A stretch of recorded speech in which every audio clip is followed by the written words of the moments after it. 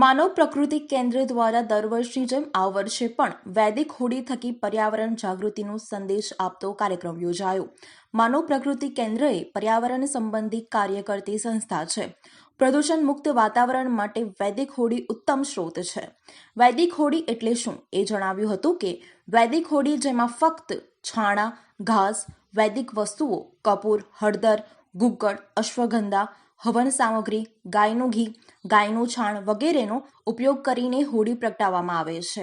આ વૈદિક હોળીથી વાતાવરણ શુદ્ધ અને પવિત્ર બને છે. દર વર્ષે વૃક્ષોનું નિકંદન અને છેદન થાય છે. તે અટકે જેથી ગ્લોબલ વોર્મિંગમાં ઘટાડો થાય, પર્યાવરણ માટે વાતાવરણમાં શુદ્ધ અને વરસાદ સારો થાય, છાણની બનાવટના રોજગારી મળે અને ઘાસ એકઠું કરનારને પણ રોજગારી મળે છે.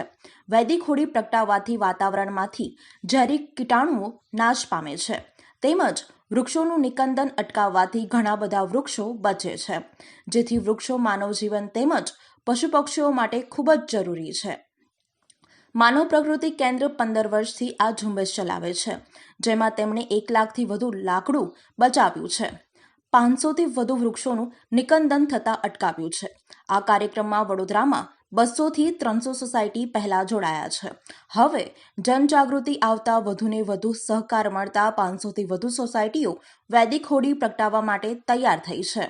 કાર્યક્રમમાં માનવ પ્રકૃતિ કેન્દ્રના મુખ્ય નિખિલ પુરોહિત, અલ્પાબેન પંચાલ સહિતના સભ્યો ઉપસ્થિત રહ્યા હતા. માનવ પ્રકૃતિ કેન્દ્ર સંસ્થા છેલ્લા 17 વર્ષથી વૃક્ષ બચાવો, પર્યાવરણ બચાવો, ઘાસચારાની હોળી, ઇકો ફ્રેન્ડલી વૈદિક હોળી પ્રગટાવોની આ મુવમેન્ટ અમે બરોડા સિટીમાં કરીએ છીએ. અમારો ઉદ્દેશ એક જ છે કે લોકોની અંદર જનજાગૃતિ પેદા થાય કે આપણે વૃક્ષ આપણે એને મોટું કરતાં કેટલી વાર લાગે છે.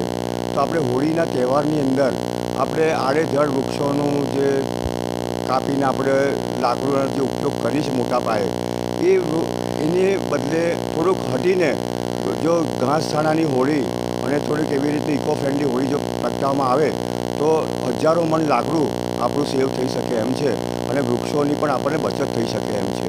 આખી ઇકોસિસ્ટમની અંદર આપણે ખાલી વૃક્ષ જ એક એવી ઇમ્પોર્ટન્ટ વસ્તુ છે કે જે આપણને માનવ જાતને બચાવી શકે એમ છે. એટલે આખી માનવજાત જો નિર્ભર હોય તો એ વૃક્ષોને આભારી છે.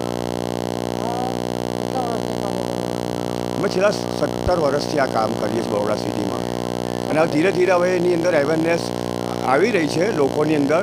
ગયા વર્ષે 200 સોસાયટી જોડાઈ હતી. આ વખતે લગભગ 500 જેટલી સોસાયટીઓ અમને સાથ સહકાર આપવા તૈયાર થઈ છે. નિખિલ પુરોહિત, માનવ પ્રકૃતિ કેન્દ્ર.